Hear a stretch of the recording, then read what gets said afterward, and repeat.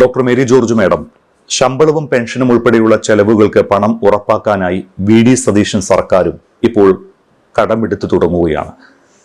നേരത്തെ ഈ പുതിയ സർക്കാർ അധികാരത്തിലേറുന്നതിന് മുൻപ് തന്നെ മെയ് 12-ന് കേരളം 2800 കോടി രൂപ കടമെടുത്തിരുന്നു. അത് 7 വർഷത്തെ തിരിച്ചടവ് കാലാവധിയിൽ 400 കോടി രൂപയും 11 വർഷ കാലാവധിയിൽ 1000 കോടി രൂപയും 16 വർഷ കാലാവധിയിൽ 1400 കോടി രൂപയുമാണ് അന്ന് സമാഹരിച്ചത്. ഇതോടെ ഈ നടപ്പ് സാമ്പത്തിക വർഷത്തെ പൊതുക്കടം 4600 കോടി രൂപയായി വർദ്ധിക്കുകയാണ്. അപ്പോൾ ചോദിക്കാനുള്ളത്, ഈ സതീശൻ സർക്കാരിനും അല്ലെങ്കിൽ പുതിയ UDF സർക്കാരിന് കടമെടുക്കാതെ മുന്നോട്ട് പോകാനാകില്ലേ?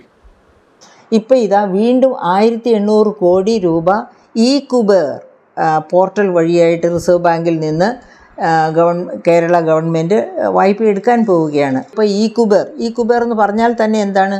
യഥാർത്ഥത്തിൽ വായ്പ എടുക്കലല്ല, അത് റിസർവ് ബാങ്ക് ഓഫ് ഇന്ത്യയുടെ കൗണ്ടറിലുള്ള ഒരു സൗകര്യം.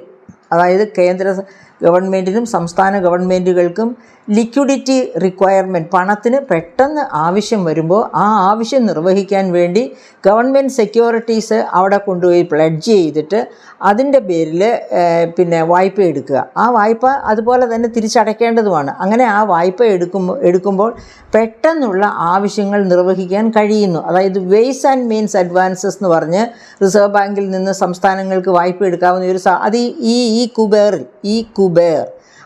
അതിൽ തന്നെയാണ്, ആ ബ്രാൻഡിൽ തന്നെയാണ് ഈ പറയപ്പെട്ട വേസ് ആൻഡ് മീൻസ് അഡ്വാൻസസും ഒക്കെ എടുക്കാൻ പറ്റുന്നത്.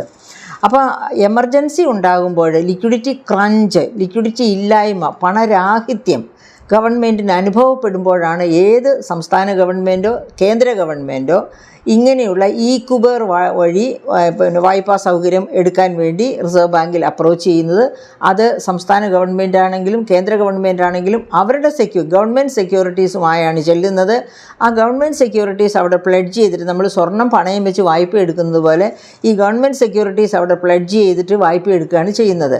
അങ്ങനെ വായ്പ എടുത്ത് നമുക്ക് എമർജൻസി ആവശ്യങ്ങൾ എന്തൊക്കെയാണ് ഉള്ളതെന്ന് വെച്ചാൽ ആ ആവശ്യങ്ങൾ പരിഹരിക്കുകയാണ് ആവശ്യം. അപ്പോൾ ഇതിൽ നിന്നൊക്കെ മനസ്സിലാകുന്നത് മിസ്റ്റർ എ റഹീം പറയുന്ന ഈ പറയപ്പെട്ട എമൗണ്ട് നമ്മുടെ ഖജനാവിൽ അവരിറങ്ങിപ്പോകുമ്പോൾ ഇല്ലായിരുന്നു.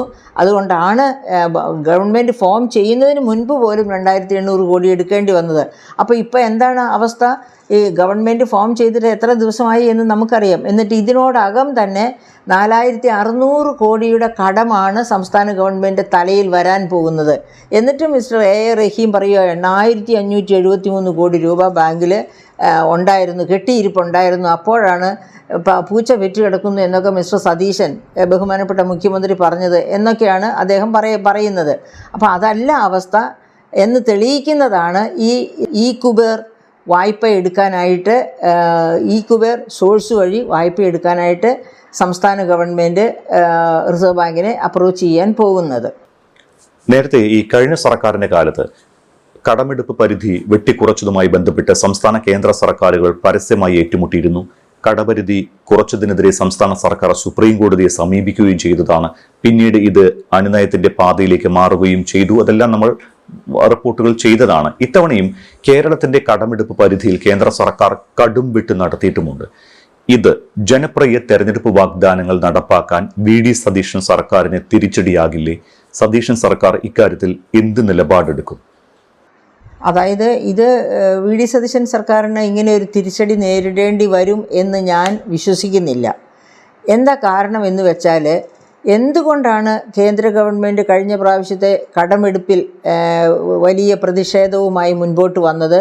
കടമെടുക്കലിൻ്റെ തോത് കുറച്ചത്, ഉദാഹരണത്തിന് കഴിഞ്ഞ ബജറ്റ് പീരീഡിൽ, അതായത് 2025 ഡിസംബർ വരെയുള്ള ആദ്യ 9 വർഷം, 2025-26 ധനവർഷത്തിൻ്റെ ആദ്യ 9 വർഷം, ആ ആദ്യ 9 വർഷം കൊണ്ട് 29,000 ചില്ലാനം കോടിയുടെ കടമേ എടുക്കാവുള്ളൂ എന്ന് കേന്ദ്ര ഗവൺമെൻറ്, അതായത് ധനവകുപ്പ് സംസ്ഥാന ഗവൺമെൻറ്റിനെ അറിയിച്ചു. അതെന്തുകൊണ്ടാണ്?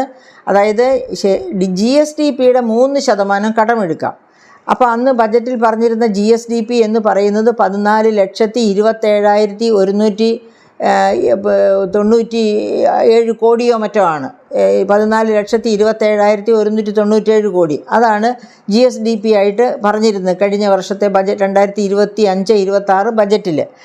അതിൻ്റെ 3% ബജറ്റിനകത്ത് നിന്ന് കടമെടുക്കാവുന്നത്. പക്ഷേ 3% കടമെടുക്കാൻ കേന്ദ്രം സമ്മതിച്ചില്ല. എന്തുകൊണ്ട്? ആ സമ്മതിക്കായികയാണ് LDF ഗവൺമെൻറ് വിമർശിച്ചത്.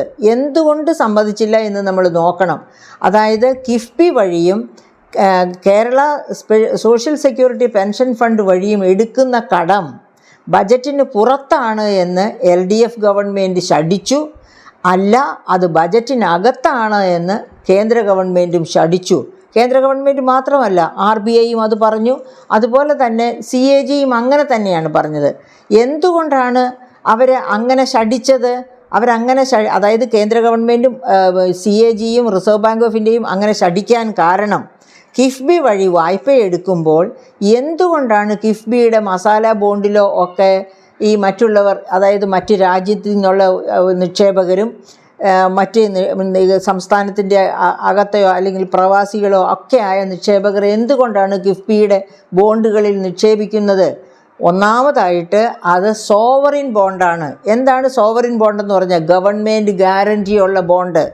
ഇനി ആ ഗവൺമെൻറ് ഗ്യാരണ്ടി പൊട്ടി, ഗവൺമെൻറ്റിന് കൊടുക്കാൻ പറ്റിയില്ലെന്നിരിക്കട്ടെ, അപ്പോഴും അവിടെ അതിനേക്കാൾ ഓവറായിട്ടുള്ള ഒരു സുപ്പീരിയർ സോവറിനിറ്റി ഉണ്ട്. എന്താണത്? ഫെഡറൽ സംവിധാനത്തിൽ കേന്ദ്ര ഗവൺമെൻറ് ആകും അതിൻ്റെ ഉത്തരവാദി, ആ കടം തിരിച്ചു കൊടുക്കണം. അപ്പോൾ ഇങ്ങനെ ഈ സോവറിൻ ഗ്യാരണ്ടി എന്ന് പറഞ്ഞാൽ ഈ 2 തട്ടിലുള്ള ഗ്യാരണ്ടിയാണ് ഇന്ത്യയിൽ ലഭ്യമാവുക. അതുകൊണ്ടാണ് ഈ മസാല ബോണ്ടിലേക്കും മറ്റത് കിഫ്ബിയുടെ ബോണ്ടിലേക്ക് ഇഷ്ടം പോലെ പണം വന്നത്. അപ്പോൾ അതുകൊണ്ട് പറഞ്ഞു ഇത് സോവറിൻ ബോണ്ട് ആയതുകൊണ്ടാണ് ഇതിലേക്ക് പണം വരുന്നത്. അതുകൊണ്ട് ബജറ്റിന് പുറത്തല്ല, ബജറ്റിനകത്ത് തന്നെയായിട്ട് കണക്കാക്കണമെന്ന്. പിന്നെ രണ്ടാമതും മൂന്നാമതും അവർ പറഞ്ഞ കാര്യങ്ങളുണ്ട്, ചൂണ്ടിക്കാണിച്ച കാര്യങ്ങൾ. രണ്ടാമത്തെ കാരണം എന്ന് വെച്ചാൽ ഈ കൊണ്ടുവന്നപ്പോൾ തന്നെ ഡോക്ടർ തോമസ് ഐസക്ക് ഒരു പെട്രോളിയം സെസ്, പെട്രോളിനും ഡീസലിനും ഒരു സെസ് ഏർപ്പെടുത്തിയിരുന്നു. ആ സെസ് എമൗണ്ട് ഡയറക്റ്റ് ചെയ്തിരുന്നത് ഖജനാവിലേക്കല്ല, അത് ഡയറക്റ്റ് ചെയ്തിരുന്നത് കിഫ്ബിയുടെ അക്കൗണ്ടിലേക്കാണ്. അപ്പോൾ ഈ ബജറ്റിൽ പിരിക്കുന്ന സെസ് പോകേണ്ടത് ഖജനാവിലല്ലേ, ബജറ്റിനകത്ത്. അപ്പോൾ അത് ഖജനാവിലേക്കല്ല പോയത്, കിഫ്ബിയുടെ അക്കൗണ്ടിലേക്കാണ് എന്ന് വെച്ചാൽ കിഫ്ബി ബജറ്റിനകത്ത് വരേണ്ടതാണ് എന്ന് സാമാന്യ ബുദ്ധിയുള്ളവർക്ക് മനസ്സിലാകും. ഇനി അടുത്ത കാരണം, ഒരു 50% മോട്ടോർ വെഹിക്കിൾ ടാക്സിൻ്റെ 50% കിഫ്ബി അക്കൗണ്ടിലേക്ക് പോകണമെന്ന് അന്ന് തോമസ് ഐസക്ക് ബജറ്റിൽ പറഞ്ഞിരുന്നു. അപ്പോൾ വീണ്ടും ഇത് ബജറ്റിനകത്താവുകയാണ്. ഈ കാരണങ്ങൾ പറഞ്ഞ് അത് മാത്രം, അപ്പോൾ ഇങ്ങനെയുള്ള ഈ 3 കാരണങ്ങൾ പറഞ്ഞിട്ടാണ് കിഫ്ബിയും സോഷ്യൽ സെക്യൂരിറ്റി പെൻഷൻ ഫണ്ട് ലിമിറ്റഡും ബജറ്റിനകത്താണ്, പുറത്തല്ല എന്ന് കേന്ദ്ര ഗവൺമെൻറ് ആവശ്യപ്പെട്ടത്. അപ്പോൾ അതുകൊണ്ട് തന്നെ ബജറ്റിനകത്ത് 3% കടമെടുക്കാം, ബജറ്റിന് പുറത്തും ഇഷ്ടം പോലെ കിഫ്ബി വഴി കടമെടുത്താൽ അവസാനം സംസ്ഥാനം കടക്കണിയിലേക്ക് പോകുമെന്ന് ഉറപ്പുള്ളത് കൊണ്ടാണ് കേന്ദ്ര ഗവൺമെൻറ് ശഠിച്ചത്. കിഫ്ബി വഴിയും സോഷ്യൽ സെക്യൂരിറ്റി പെൻഷൻ ഫണ്ട് വഴിയും നിങ്ങൾ കടമെടുത്തോ, പക്ഷേ അത് ബജറ്റിനകത്തുള്ള കടത്തിനകത്ത് ചേർക്കണം. അതായത് പറയുന്ന 3% കടമായിട്ട് അത് ചുരുങ്ങണം. അതല്ലാതെ ഇവിടെ 3% എടുത്തു, പിന്നെ അവിടെ പോയി ഇഷ്ടം പോലെ കിഫ്ബി വഴിയും സോഷ്യൽ സെക്യൂരിറ്റി പെൻഷൻ വഴിയും ഇഷ്ടം പോലെ എടുക്കുക, എന്നിട്ട് അത് കേന്ദ്രത്തിലും സമ്മർദ്ദം ഉണ്ടാവുക. അങ്ങനെ വരരുത്. അതായിരുന്നു ഈ പറഞ്ഞ കാരണം. അപ്പോൾ ഇത് യഥാർത്ഥത്തിൽ നമ്മൾ കേന്ദ്രത്തോടും റിസർവ് ബാങ്കിനോടും CAGയോടും ചേർന്ന് നിൽക്കേണ്ടതാണ്. ഏതെങ്കിലും സോഴ്സിലൊക്കെ കടമെടുത്ത് വരും തലമുറയിലേക്ക് എറിഞ്ഞു കൊടുത്തുകൊണ്ട് പോകേണ്ട ഒന്നല്ല ഒരു ഗവൺമെൻറ്, ഒരു ജനത എന്ന് പറയുന്നത്. നമ്മളുടെ മക്കൾക്ക് വേണ്ടി കരുതുകയാണ് ചെയ്യുന്നത്. അതല്ലാതെ അവരെ ഇടിച്ച് താത്തത്തെ അവരെ കടക്കണിയിലേക്ക് ഇടിച്ച് സമ്മർദ്ദത്തിലാക്കാനല്ല ഒരു സമൂഹം ശ്രമിക്കേണ്ടത്. വരുന്ന തലമുറയ്ക്ക് സന്തോഷമായി ജീവിക്കാനുള്ള അവസരങ്ങൾ ഉണ്ടാക്കുകയാണ് ചെയ്യേണ്ടത്. അതിന് പകരം ഗവൺമെൻറ് കിഫ്ബി വഴി കടമെടുത്തും സോഷ്യൽ സെക്യൂരിറ്റി പെൻഷൻ ഫണ്ട് വഴിയും കടമെടുത്തു, ബജറ്റിനകത്ത് പറഞ്ഞിരിക്കുന്ന 3% കടവും എടുക്കും. അങ്ങനെ കടം എടുക്കുമ്പോഴാണ് ഞാൻ നേരത്തെ പറഞ്ഞതുപോലെ ഇപ്പോൾ നമ്മുടെ കടം, ഈ ആകെയുള്ള കടം, അതായത് CAGയുടെ കണക്കനുസരിച്ച് തന്നെ 2025 ഡിസംബറിൽ നമ്മുടെ ആകെ കടം എന്ന് പറയുന്നത് ബജറ്റിനകത്തുള്ള കടവും കിഫ്ബി വഴിയുള്ള കടവും സോഷ്യൽ സെക്യൂരിറ്റി പെൻഷൻ ഫണ്ട് വഴിയുള്ള കടവും 6 ലക്ഷം കോടിയാണ്. ആ 6 ലക്ഷം കോടി കടത്തെ ഈ നേരത്തെ പറഞ്ഞ 14,27,000 എന്ന് പറയുന്ന ആ GSDPയുടെ പെർസെൻറ്റേജ് നോക്കുമ്പോഴാണ് നമ്മൾ കാണുന്നത് 43.04% കടം. 29% നിജപ്പെടുത്തണമെന്ന് കേന്ദ്ര ഗവൺമെൻറ്റിൻ്റെ FRBM fiscal responsibility and budget management act നിലനിൽക്കെയാണ് ഈ 43.0204% കടം വന്നിരിക്കുന്നത്. അപ്പോൾ അത് ഒരു കാരണവശാലും അംഗീകരിക്കാൻ പറ്റുന്ന കടമല്ല. അതുകൊണ്ടാണ് കേന്ദ്ര ഗവൺമെൻറ് അത് അംഗീകരിക്കാതിരുന്നത്. അപ്പോൾ ആ ഒരവസ്ഥയിലേക്ക് മിസ്റ്റർ VD സതീശൻ, നമ്മുടെ ഇപ്പോഴത്തെ മുഖ്യമന്ത്രി, സംസ്ഥാനത്തെ കൊണ്ടുപോകും എന്ന് എനിക്ക് പ്രതീക്ഷയില്ല. അദ്ദേഹം ഒരുപക്ഷെ കിഫ്ബി വൈൻഡപ്പ് ചെയ്യേണ്ട, അതൊരു ഒരു ഒരു ഒരു എന്താ പറയുക, ഒരു സംവിധാനമായിട്ട് തുടങ്ങിയതാണ്. അതിന് ഇപ്പോൾ ഒത്തിരി ഭാരിച്ച ഉത്തരവാദിത്തങ്ങൾ അതിൽ ചുമത്തിയിട്ടുണ്ട്. അതുകൊണ്ട് ഒരു പക്ഷേ അത് തുടരാമെന്ന് പറയുമായിരിക്കാം. പക്ഷേ അതുവഴി എടുക്കുന്ന കടം ബജറ്റിനകത്ത് ഉള്ള കടമയായി വരുള്ളൂ. ബജറ്റിന് പുറത്തെ കടമായിട്ട് അദ്ദേഹം അത് കണക്കാക്കും എന്ന് എനിക്ക് ബോധ്യമില്ല. അഥവാ അങ്ങനെ തുടങ്ങുകയാണെങ്കിൽ അപ്പോൾ നമ്മളതിനെയൊക്കെ എതിർക്കണം തീർച്ചയായിട്ടും. അങ്ങനെ വരാൻ സാധ്യത ഒട്ടുമില്ല. കാരണം അദ്ദേഹത്തിന് ഇവിടുത്തെ ഫിസ്ക്കൽ ക്രൈസിസും അതിൻ്റെ കാരണങ്ങളുമൊക്കെ വളരെ വ്യക്തമായിട്ട് അറിയാവുന്ന ഒരു വ്യക്തിയാണ്. അതുകൊണ്ട് അദ്ദേഹം ഒരു പക്ഷേ കിഫ്ബിയെ കണ്ടിന്യൂ ചെയ്യാൻ അനുവദിച്ചേക്കാം. പക്ഷേ കിഫ്ബി ഒരു ഇൻസ്ട്രുമെൻ്റ് മാത്രം, ഗവൺമെൻറ്റിൻ്റെ, അതായത് ധനവകുപ്പിൻ്റെ കൂടെയുള്ള ഒരു ഇൻസ്ട്രുമെൻ്റ് എന്നതിൽ കൂടുതൽ ഒരു പാരലൽ ഗവൺമെൻറ് പോലെ LDF ഗവൺമെൻറ് കാലത്ത് കിഫ്ബി ഒരു പാരലൽ ഗവൺമെൻറ് പോലെയാണ് പ്രവർത്തിച്ചത്. ആ തരത്തിലുള്ള പ്രവർത്തനം ഒരു കാരണവശാലും ബഹുമാനപ്പെട്ട മുഖ്യമന്ത്രി അനുവദിക്കുമെന്ന് എനിക്ക് പ്രതീക്ഷയില്ല. അതുകൊണ്ട് തന്നെ കിഫ്ബി വഴിയുള്ള കടമെടുപ്പോ അതുവഴി കേന്ദ്രവുമായിട്ടുള്ള ഒരു സംഘർഷമോ ഈ വരുന്ന കാലഘട്ടത്തിൽ ഉണ്ടാകാൻ സാധ്യത ഒട്ടുമില്ല.